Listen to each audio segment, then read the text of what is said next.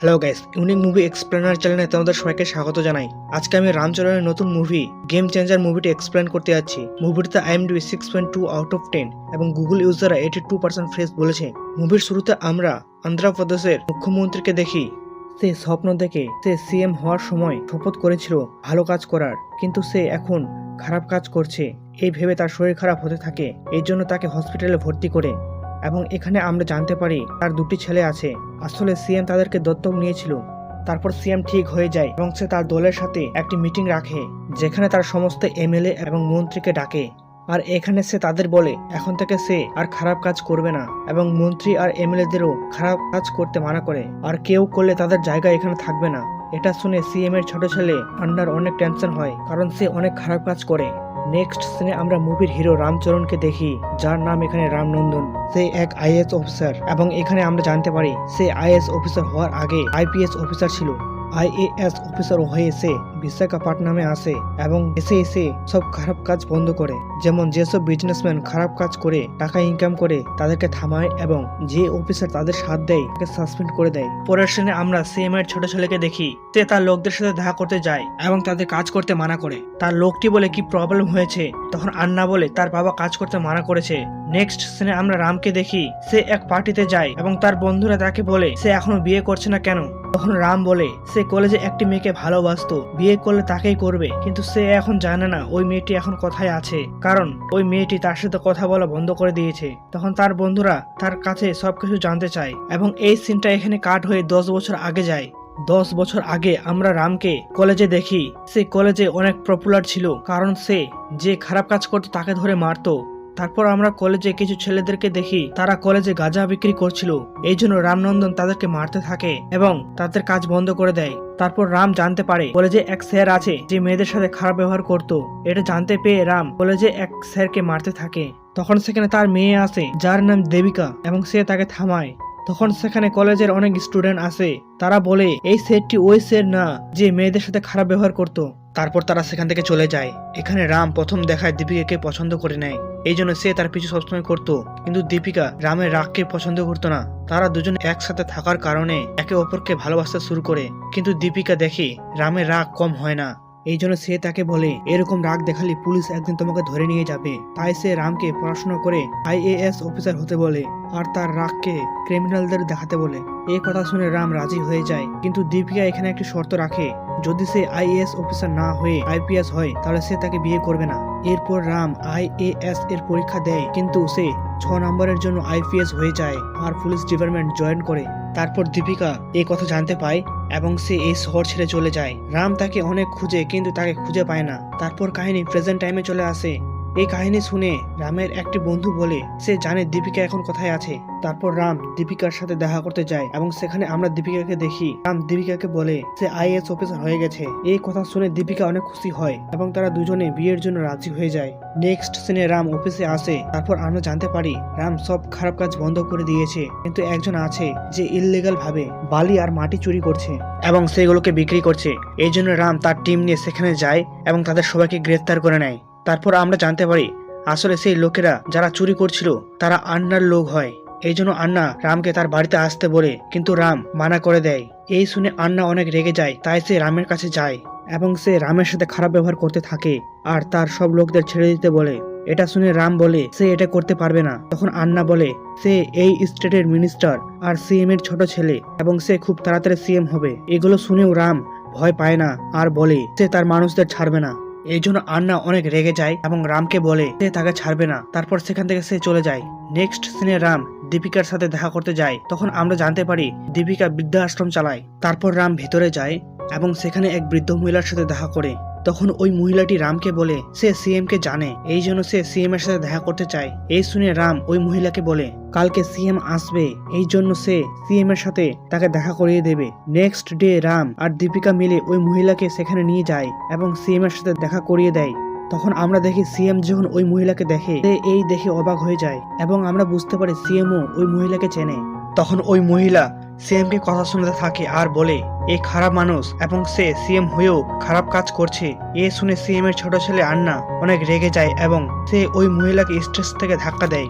এই জন্য রাম আন্নাকে মারে। এই দেখে তারা সবাই অবাক হয়ে যায়। এই জন্য আন্না তার বাবা সিএম সত্যমূর্তিকে বলে তাকে শাস্তি দিতে, তাই সিএম রামকে সাসপেন্ড করে দেয় এক মন্ত্রীর উপর হাত তোলার জন্য। তারপর সিএম এর শরীর খারাপ হয়ে যায় এবং তাকে হসপিটালে ভর্তি করে। আর তাকে দেখতে তার ছোট ছেলে আন্না আসে। তখন সিএম বলে সে আন্নার সব খারাপ কাজের ব্যাপারে জানতে পেরে গেছে।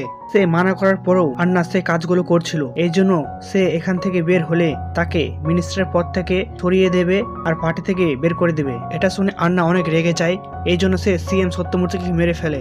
তারপর সে তার দলের সবাইকে ডাকে এবং ঘোষণা করে সে আজ থেকে নেক্সট সিএম। অন্যদিকে আমরা রামকে দেখি আজ তার বিয়ে। তখন সেখানে পুলিশ আসে এবং তাকে গ্রেফতার করে নিয়ে যায়, কারণ সে এক মিনিস্টারের উপর হাত তুলেছে। তারপর রামকে ফাঁকা জায়গায় নিয়ে রেখে দেয়। আসলে পুলিশটি আন্নার হয়ে কাজ করে। তখন সেখানে আন্নার লোকেরা আসে এবং তারা রামকে মারতে থাকে।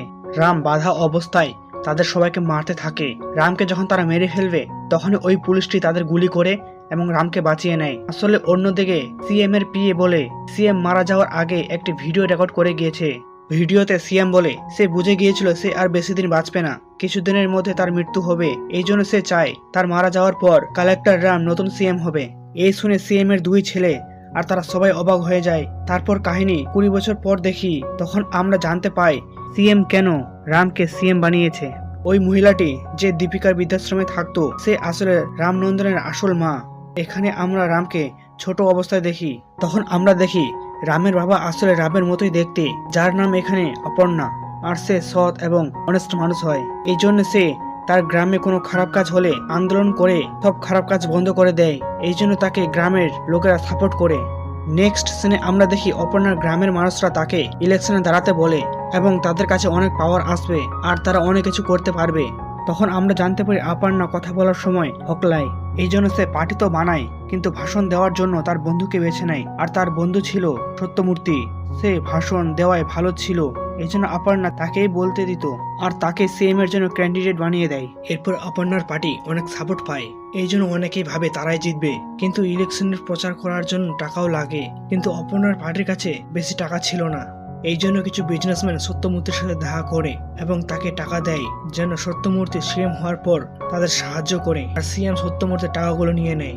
এখানে অপর্ণার একটি কাছের বন্ধু মুকুন, সেও সিএম এর সাথে মিশে যায়।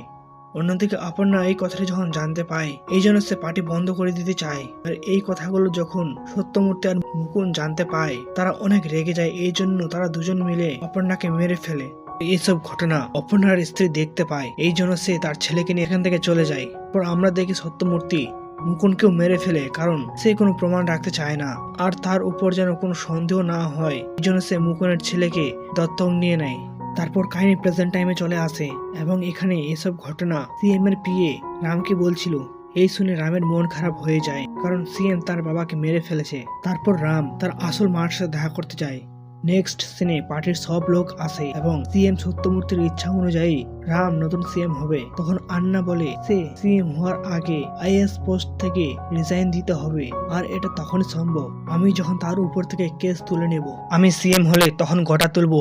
এই জন্য রাম বলে তার পলিটিক্স করার কোনো ইচ্ছে নেই, তাই আন্না সিএম হোক। তারপর রাম সিএম এর পোস্ট তাকে দিয়ে দেয় এবং তার উপর থেকে কেস তুলে নিতে বলে, কিন্তু আন্না সেগুলোকে ছেড়ে দেয় এবং বলে সে এটা করবে না। তারপর আমরা জানতে পারি রাম আন্নাকে মেরেছিল। এই জন্য 200টি আইএএস অফিসার ডিমোশন ফাইল করে রামকে ফিরিয়ে নিয়ে আসার চেষ্টা করে। গভর্নমেন্টের উপর প্রেসার হওয়ার কারণে রামকে তারা পোস্ট ফিরিয়ে দেয়, কিন্তু এখানে সে আইএএস অফিসার হয় না, ইলেকশন কমিশনার হয়। এই জন্য সে তার পাওয়ার দিয়ে ইলেকশন ঘোষণা করে দেয়।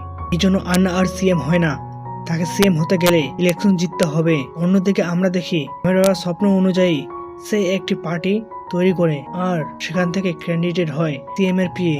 তারপর আমরা আন্নাকে দেখি সে তার সমস্ত পার্টির লোকদেরকে এখানে ট্রান্সফার করে নিয়ে আসে এবং তাদের বলে রাম যেগুলো বলবে তারা যেন সেগুলো না করে। পরের সিনে আমরা রামকে দেখি সে চিফ সিকিউরিটি অফিসারকে কল করে এবং তাকে সাসপেন্ড করে দেয়, কারণ সে আন্নার হয়ে কাজ করে। তারপর রাম সেখান থেকে সমস্ত আন্নার লোকদের সাসপেন্ড করে দেয় এবং ক্লিন অফিসারদের নিয়ে আসে। সিএম এর ছেলে আন্নাকে দেখি সে তার প্রচার করতে থাকে এবং সেখানে আমরা রামের পার্টি লোকটিকেও দেখি। সে বলে এখানে আমরা 2 বছর কি কি কাজ করব সেইগুলো আছে, আর না কিছু করতে পারলে আমি পার্টি ছেড়ে দেব। তারপর রাম গ্রামের লোকদের সাথে দেখা করতে যায় এবং তাদের টাকা নিতে মানা করে। তারা বলে মন্ত্রীরা শুধু ভোটের সময় আমাদের টাকা দেয়, এই জন্য রাম তাদের বলে এইবার তারা 2000-এর জায়গা 20,000 টাকা চাইবে। এই কথাটাই যখন আন্না জানতে পায় সে টাকা দিতে চায় না, কিন্তু তার দাদা বলে এখন টাকা দিলে পরে তারা নিয়ে নেবে, এই জন্য সে রাজি হয়ে যায়। তারপর সমস্ত মানুষদের তারা টাকা দিতে থাকে। নেক্সট সিনে রাম আন্নার কাছে যায় এবং বলে ইলেকশন ঘোষণার পরেও সে সরকারি গাড়ি ব্যবহার করেছে, এই জন্য তার 25 লাখ টাকা ফাইন লেগেছে। আর একটি মেম্বার 45 লাখ টাকা ভোটের জন্য ব্যবহার করতে পারে, এই জন্য তার কাছে এখন 20 লাখ টাকা আছে এবং তাকে এগুলো দিয়ে ভোট পার করতে হবে। তারপর আমরা দেখি 1 ট্রাক টাকা আসে আর পুলিশ তাদের ধরে নেয়। আসলে এই টাকাগুলো আন্নার দাদার হয়, এই জন্য রাম তাকে ডিসমিস করে দেয়, সে আর ইলেকশন লড়তে পারবে না। নেক্সট সিনে আমরা দেখি ভোটের একটি ক্যাম্প ব্লাস্ট হয়। রামকে একজন বলে কেউ মারা যায়নি, তখন আন্না সেখানে আসে এবং বলে এরকম সুরক্ষা ব্যবস্থা থাকলে মানুষ কেমন করে আসবে। আন্না রামকে বলে এসব আমি করেছি আর এরকম আমি 30 জায়গায় বোম রেখেছি, কালকে আমার লোক আসবে আর ফার্জি ভোট দিবে, তাদের ধরেছো বা আটকানোর চেষ্টা করলে বম ফেটে যাবে। নেক্সট ডে ভোট চালু হয় এবং আমরা দেখি আন্নার লোকেরা আসে এবং ভোট দিয়ে চলে যায় আর ভোটের চিহ্ন উঠিয়ে আবার ভোট দিতে থাকে। তারপর আন্না রামের কাছে আসে এবং বলে সে এক জায়গায় বোম রাখেনি, তাকে মিথ্যা বলেছে। তখন রাম বলে সে রেখেছে এবং আমরা দেখি যারা ফার্জি ভোট দিতে এসেছিল তাদের আঙ্গুল ফুলিয়ে গেছে, আসলে সেইগুলোতে কেমিক্যাল মেশানো ছিল। তারপর তাদের পুলিশ গ্রেফতার করে নেয়। তারপর রাম আন্নাকে বলে এখানে ফার্জি ভোট হয়েছে, সেখানে আবারও ভোট হবে। নেক্সট সিনে আমরা আন্না এবং তার দলের লোকদেরকে দেখি। একজন বলে আমাদের বিপরীত দলের প্রার্থী জিতবে, এই জন্য সে কমিশনার সাথে দেখা করতে গেছে। তারপরের সিনে আন্না হাইকোর্টে যায় এবং রামের বিরুদ্ধে এলিগেন্ট করে যে সে অপর্ণা এবং পার্বতী দেবীর ছেলে রাম হয়। আর এক ইলেকশন কমিশনার সব পার্টিকে সমানভাবে দেখা উচিত, কিন্তু সে তার বাবার নামে প্রার্থীকে ভালো করে দেখছে, এই জন্য তার পার্টি জিতছে আর আমার পার্টি হারছে। রাম বলে তারা আমার বাবা মা না, এরা আমাদের আসল বাবা মা, কাগজ কলম এই বলছে। আন্না বলে এরা তোর বাবা মা না, তাহলে প্রমাণ করো। রাম বলে আমি কেন করব? তখন একজন বলে করতে হবে, কারণ তোমার চেহারা আর অপর্ণার চেহারা এক। তখন সেখানে পার্বতী দেবী আসে এবং তাকে জিজ্ঞাসা করে এ কে হয়? সে বলে এ আমার হাজবেন্ড। তখন রামকে দেখিয়ে বলে কে হয়? সে বলে আমার ছেলে। তখন রাম বলে সে পাগল, তার কথা ঠিক নেই। এই শুনে তার মার মন খারাপ হয়ে যায়। তারপর ওই অফিসারটি তাদের দুজনের ব্লাড টেস্ট করতে বলে। নেক্সট সিনে রাম তার মার সাথে দেখা করতে যায় এবং সে বলে সে এসব বলেছে কারণ সে সত্যি বললে তার বাবার স্বপ্ন পূরণ হতো না, এই জন্য সে এসব বলেছে। নেক্সট ডে রাম জানতে পায় তার মা সেখানে নেই, আসলে সে তার শরীরকে নষ্ট করতে চায় এবং রাম বুঝে যায় তার মা কোথায় যেতে পারে, এই জন্য সে তাড়াতাড়ি করে সেখানে যায়, কিন্তু তার আগে সে মারা যায়। সেই মারা যাওয়ায় এটা প্রমাণ হয় না যে রাম তারই ছেলে, এই জন্য রামকে নির্দোষ বলে। তারপর রাম তার দলকে বলে আন্না জেতার জন্য সবকিছু করতে পারে। নেক্সট সিনে আমরা দেখি ভোট কাউন্টিং হচ্ছে, কিন্তু তখন সেখানে আন্নার লোকেরা চলে আসে এবং আমরা দেখি রাম তাদের সাথে লড়াই করার জন্য জেসপি নিয়ে আসে এবং তাদের সাথে লড়াই করে। অন্যদিকে আন্নার দাদা সেই কাউন্টিং হলে ঢুকে যায় এবং সেগুলোকে ভাঙতে থাকে। তারপর সেখানে আন্না চলে আসে এবং রাম তার লোকদের মারতে থাকে। আন্না যখন সেই মেশিনগুলো ভাঙতে চায় তখন রাম বাধা দেয় এবং তাদের মধ্যে ফাইট শুরু হয়।